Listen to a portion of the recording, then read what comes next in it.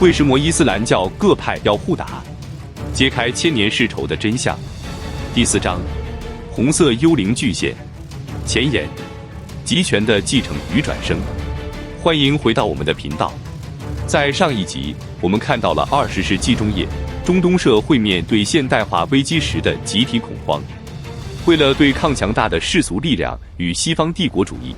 不管是逊尼派还是什叶派的激进思想家，都做出了同一个疯狂的决定，借用马克思与列宁的红色幽灵来武装伊斯兰教。沙里亚蒂创造了极具煽动力的伊斯兰马克思主义，成功结合了左翼青年与底层群众，在1979年推翻了伊朗的巴列维王朝。然而，历史的剧本总是充满了血腥的讽刺。当革命胜利的那一刻，原本期盼的自由与平等并没有到来。相反的，这场革命的果实被一位精明冷酷的神职人员阿亚图拉·霍梅尼给彻底劫持了。今天这一集，我们就要来看看霍梅尼是如何把史达林式的集权国家模式装进神权政府的躯壳里，而这套结合了宗教狂热与苏联情报特务基因的统治技术，又是如何向外扩散，催生出现代那些令人闻风丧胆的地下极端武装组织。让我们继续看下去。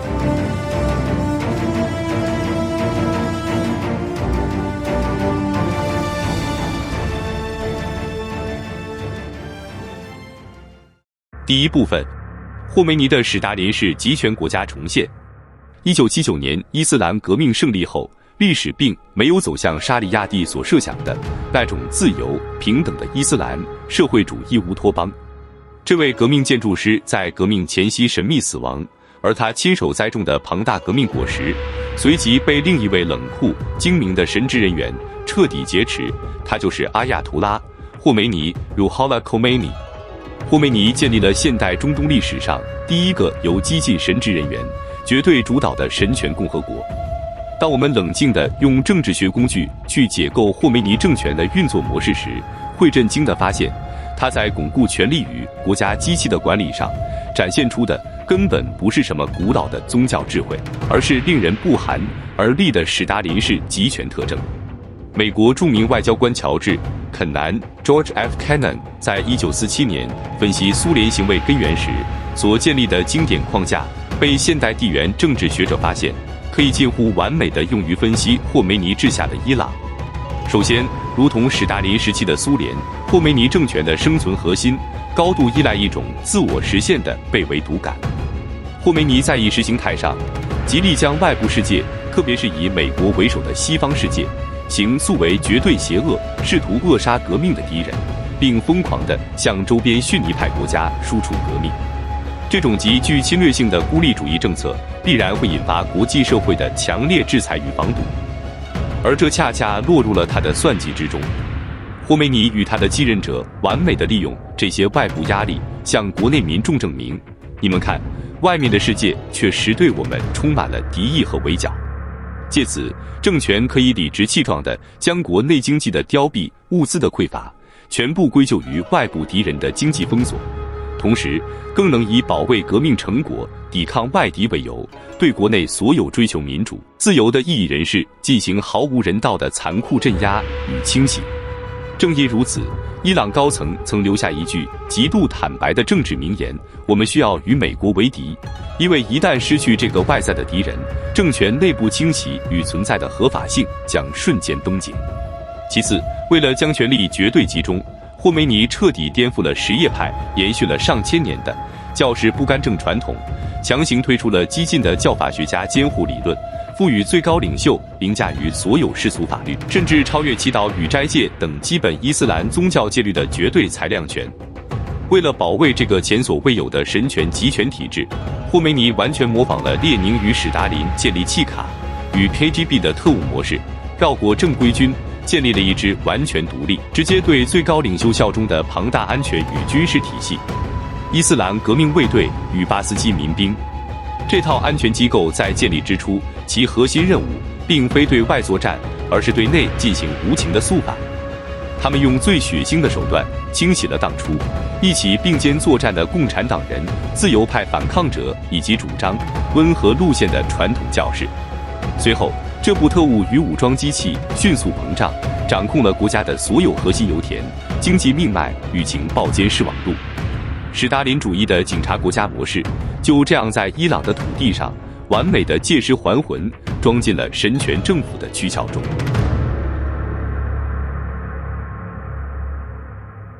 第二部分，哈马斯与苏联情报基因。这种将20世纪极权意识形态与神权外衣相结合的手法，并没有停留在国家层面，而是进一步向外扩散，深刻地塑造了今天我们在国际新闻里看到的那些严密的地下武装组织。首先，让我们把目光投向那个诞生自穆斯林兄弟会分支、活跃于地中海沿岸、被称为哈马斯的武装组织。无数军事情报专家在与其交手多年后，都对其展现出的强大组织韧性与社会动员力感到震惊。这种韧性的背后，源于他们在战略上精准借鉴了经典的列宁主义双重政权概念。他们在当地建立了一个被称为达瓦的极其庞大的社会服务网络，出资兴办学校、管理医院、设立孤儿院，并在清真寺发放救济金，精准地填补了当地政府治理失败所留下的空间。然而，这套看似温和、慈善的非政府组织，在暗地里却与该组织高度集权、隐蔽的军事派别共享着同一个决策大脑。在管理上，他们采用了与共产党地下党完全一致的细胞化架构。他们透过极度严格的思想审查与铁血纪律来约束内部的达瓦家族细胞，再透过庞大的慈善网络对外部大众进行广泛的群众动员与洗脑。这种精密设计的双轨结构，使得该组织在面临对手毁灭性的军事打击与高层定点清除时，底层的细胞网络能够像蚯蚓一样，在极短的时间内展现出恐怖的自我再生与重新招募能力。1993年，当该组织高层在美国费城召开秘密会议，商讨如何应对和平协议的历史挑战时，他们在会议上记录下来的应对战术，简直就是地下布尔什维克党手册的翻版。他们设计了一套精密的两手策略，在外部用慈善、弱者与和平的形象进行国际包装，在内部则无限强化极端主义的武装渗透，成功用地下党的冷酷技术，彻底摧毁了和平。如果说哈马斯精通的是早期的地下双重政权技术，那么几年前在伊拉克与叙利亚的黄沙中，那个高举漆黑旗帜建立起恐怖帝国的伊斯兰国，则将苏联式情报国家的残酷执行力发挥到了历史的极致。当时全世界都在惊呼，这群身穿黑衣的疯狂分子究竟为什么能在短短几个月内高效地管理大片领土，征收税收，运转官僚机器，并建立起令人窒息的社会控制。当西方情报机构彻底揭开黑旗集团的神学面纱，拿到其核心委员会的内部档案时，真相让所有人倒吸了一口凉气。支撑这个组织运转的核心大脑，根本不是什么宗教狂热分子，而是一群前伊拉克萨达姆、海珊独裁政权的军事与情报官员。在历史上，萨达姆政权治下的复兴党在建党与建国之初就高度依赖苏联的全力支持，全盘继承了苏联极权主义的军事学说与 KGB 的特务统治模式。这群前复兴党军官精通如何建立错综复杂的内部安全机构、群众互相举报的监视网络，以及冷酷无情的肃反机制。2003年，美国攻打伊拉克后，粗暴地解散了当地的军队与官僚系统。这群原本高高在上、精通情报技术的军官，瞬间失去了一切财富与地位。在绝望中，这群前复兴党情报官员与底层的宗教狂热分子缔结了致命的权宜同盟。这群伊斯兰国背后的国家级情报大脑，将苏联 KGB 传授给他们的情报战术，完完整整地移植到了这个极端组织的体内。首脑哈吉·贝克尔在暗中设计了一套极其精密的情报国家管理手册。他们每进入一座城市，特务会率先潜入，暗中调查当地每一个家族的资产、派系矛盾与道德污点，随后利用暗杀手段悄无声息地清除掉当地所有潜在的反抗派领袖与温和派学者，最后利用极其残忍、具备高度舞台戏剧张力的公开斩首手段，对整个社会进行极致的心理震慑。这群冷酷的情报军官内心根本不信奉那些神学教义，宗教狂热对他们而言，只是用来吸引全球失业、绝望的边缘青年自愿前来，充当自杀炸弹客的招募广告。而真正维系这个黑旗集团高效运转、维持其残酷统治的，是源自20世纪极权主义的情报官僚体系与特务控制技术。这是一场披着中世纪黑袍，由现代特务在后方冷酷操盘的现代战争。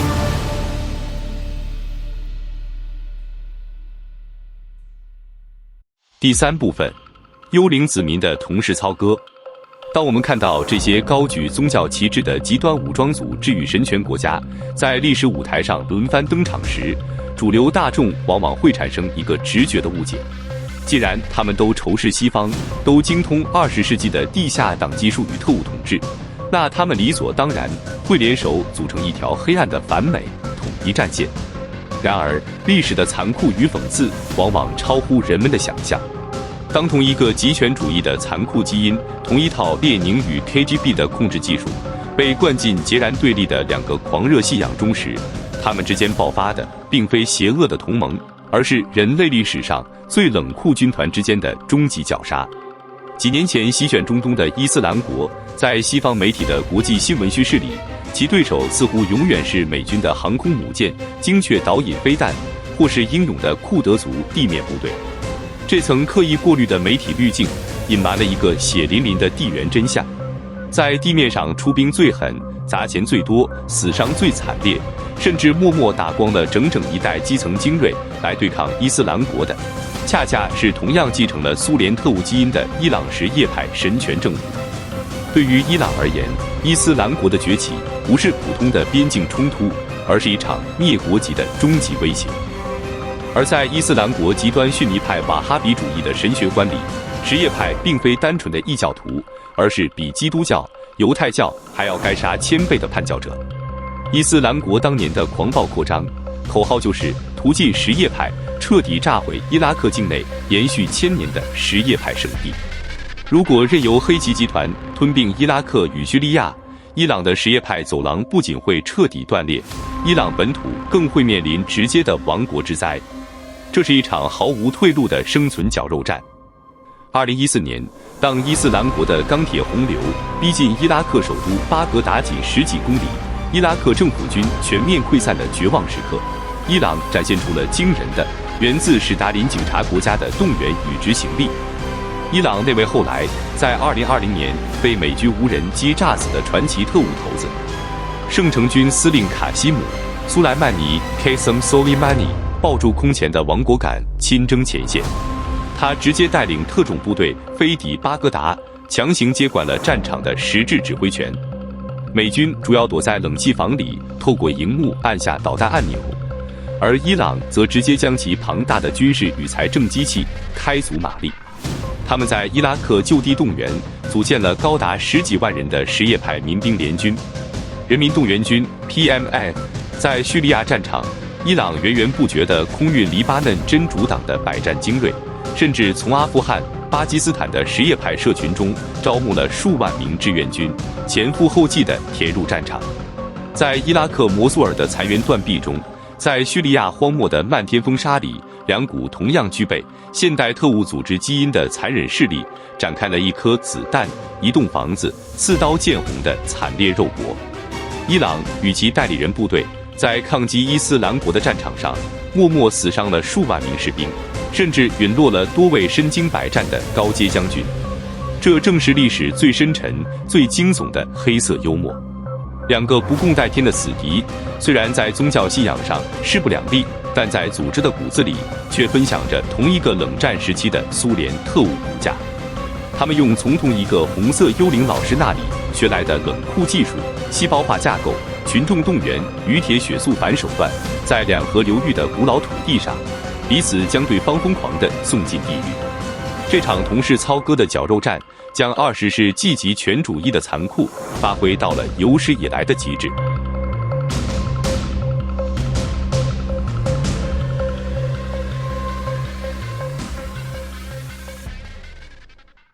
结尾，直视历史的幽灵。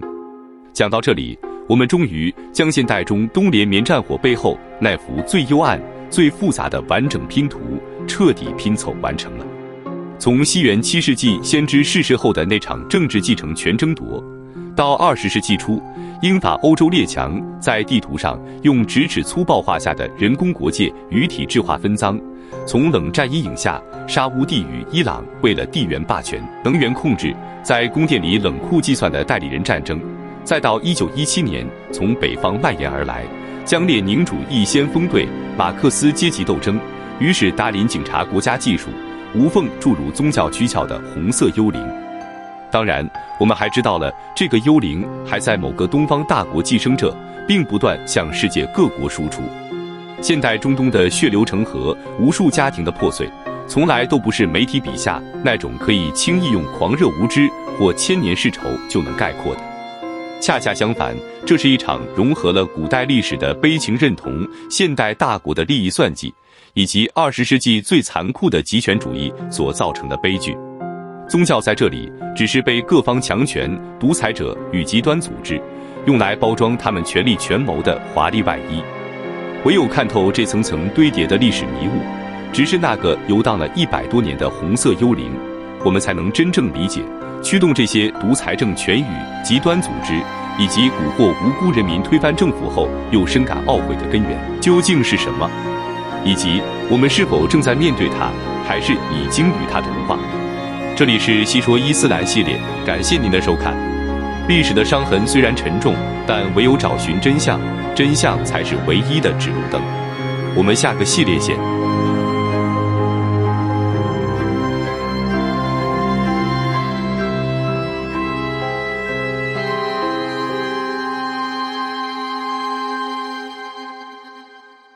附录：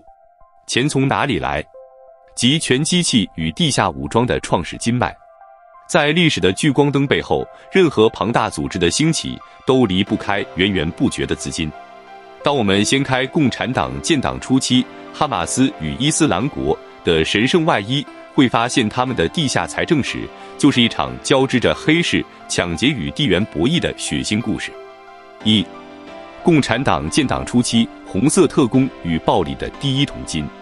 在20世纪初，布尔什维克与各国早期共产党的建立，财政来源主要靠2大支柱：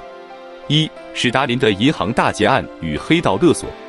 在列宁建党初期，史达林在党内扮演的角色就是财政黑手。他曾亲自策划了震惊世界的1907年提比利斯银行大劫案，光天化日下炸毁运钞车，为列宁抢劫了高达数十万卢布的革命经费。此外，他们还向高加索地区的石油大亨实行保护费勒索、绑架富商，用纯粹的黑帮手段喂养早期的革命细胞。2. 第三国际、共产国际的跨国黄金输血。苏联建国后，列宁成立第三国际，开始用国家力量向全球输出革命。早期的各国共产党，包括早期中共，在建党初期高度依赖苏联特工如马林、鲍罗廷跨国秘密运送的黄金、钻石与现钞资助。这些卢布精准地支付了早期党员的薪水、报纸印刷费与活动经费。2. 哈马斯地缘政治的双轨吸金术。哈马斯之所以能超越一般的地下组织，实质统治加萨多年，就在于他们把列宁式的双重政权财政学发挥到了极致。他们的金流既有大国的政治博弈，也有高效的黑市掠夺。1. 德黑兰的定向军事输血。作为对抗西方与以色列的商业伙伴，哈马斯的军事派别卡桑旅高度依赖伊朗。伊朗每年固定向其注入约1亿美金的定向资助，这笔地下现钞专款专用、不留痕迹的精准，支撑了加萨地下的庞大地道网、火箭弹技术研发以及军事细胞的维持。2. 卡达的民生皮箱与地道经济抽税。为了维持加萨200万人口的行政运作，哈马斯发展出了极其多元的民生经脉。在国际社会的默许下，卡达每月用皮箱直接运送数千万美金现钞进加萨，用于发放公务员薪水与社会救济。同时，哈马斯全面掌控了对外的数百条地下走私地道，任何运进加萨的香烟汽油与日用品都要向组织缴纳高额的地道税。加上海外打着慈善名号的天克 （So-called） 捐款，这群地下布尔什维克成功实现了高度的财政多样化。3. 伊斯兰国占地为王的黑市托拉斯。与前两者不同，伊斯兰国不屑于拿干爹的碎银子，他们在2014年异军突起，直接将自己升级为一个高效率的犯罪国家机器。日进斗金的黑市石油走私，他们巅峰时期掌控了叙利亚东部与伊拉克北部的核心油田，他们以低于国际市场半价的价格将原油卖给跨国走私贩子，甚至暗地里卖回给宿敌叙利亚政府。光是原油走私就为他们每天带来高达上100万美金的暴利。2. 哈里发的极致掠夺与课税，他们攻陷伊拉克第二大城摩苏尔后，直接抢劫了伊拉克中央银行分行，当场斩获高达4亿美金的现钞与金条。同时，他们对统治区内上100万人口实行极其残酷的黑帮式抽税，基督徒要交人头税及兹亚，商家要交营业税，连开车过检查哨都要交过路费，成为历史上财政最自主的极端组织。所以，历史上所有试图颠覆世界的机器，无论口号多么崇高，在记账本上写下的都是冰冷的利益。揭开意识形态的迷雾，点燃革命需要狂热，但维持革命需要资金。这就是地缘政治永恒不变的底层逻辑。